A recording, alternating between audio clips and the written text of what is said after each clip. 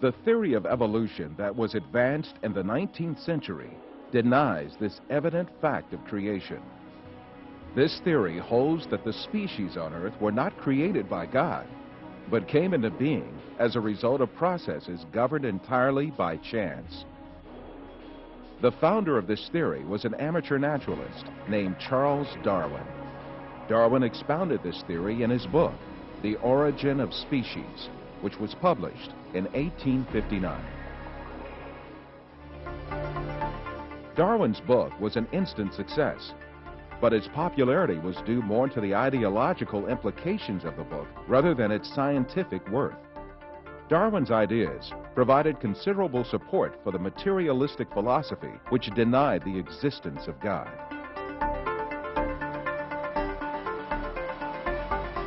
The founder of dialectical materialism, Karl Marx, dedicated his book Das Kapital to Darwin and wrote on the cover, "To Charles Darwin, from a devoted admirer."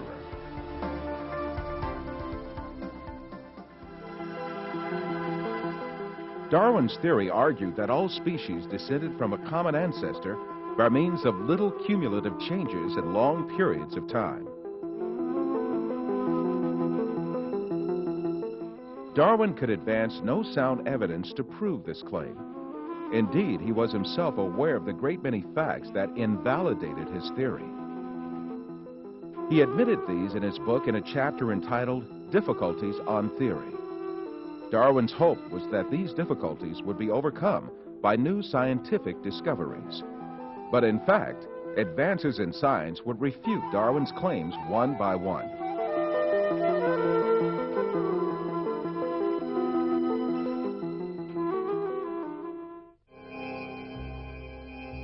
Darwin proposed that all species evolved successively from a common ancestor. But how did that first living thing come into being? Darwin did not address this question at all in his book. He was not even aware that this point was one of the biggest refutations of his theory. The primitive understanding of science in his day assumed that life had a very simple structure. According to a theory called spontaneous generation, which was popular since the medieval age, it was believed that living things could easily arise from non-living matter. It was commonly thought that frogs spontaneously arose from mud and bugs from food leftovers. And some curious experiments were designed to prove these theories. A handful of wheat was left on a rag, and mice were expected to arise from the mixture. The maggots on meat were also taken as evidence that life could generate from non-living matter. But later it was understood that such maggots did not form spontaneously, but that they emerged from microscopic larvae deposited on the meat by flies.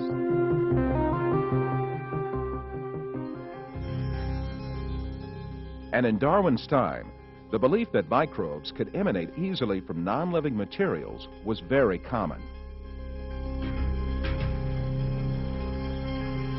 But 5 years after the publication of The Origin of Species, the famous French biologist Louis Pasteur scientifically refuted these myths that lay ground for evolution. Pasteur, after lengthy studies and experiments, reached this very important conclusion. Can matter organize itself? No. Today there is no circumstance known under which one could affirm that microscopic beings have come into the world without parents resembling themselves.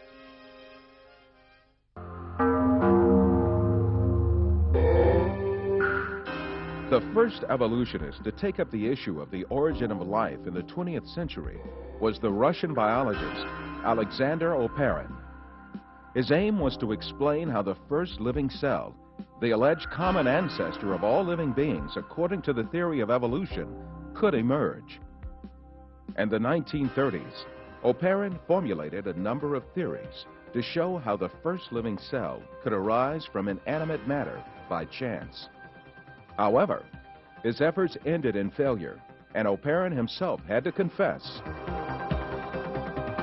Unfortunately, the origin of the cell remains a question that is actually the murkiest aspect of the whole theory of evolution.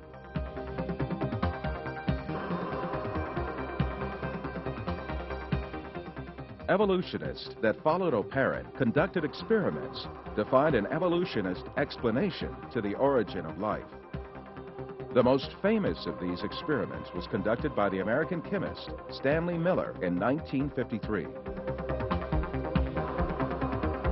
Miller obtained a few simple organic molecules by triggering a reaction among gases that he claimed would have been present in the primitive Earth atmosphere.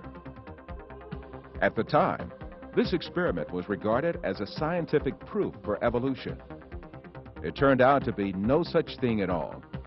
Later discoveries showed that the gases used in the experiment were very different from the gases that had been present in the early atmosphere of the world.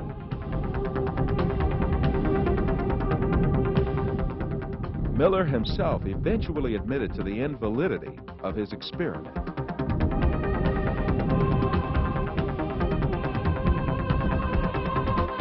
Every evolutionist attempt in the 20th century to account for the origin of life has ended in failure. Jeffrey Beta, a professor of geochemistry and a leading advocate of the theory of evolution, confesses this fact in the February 1998 issue of Earth, one of the leading periodicals of evolutionist literature. Today, as we leave the 20th century, we still face the biggest unsolved problem that we had when we entered the 20th century. How did life originate on Earth?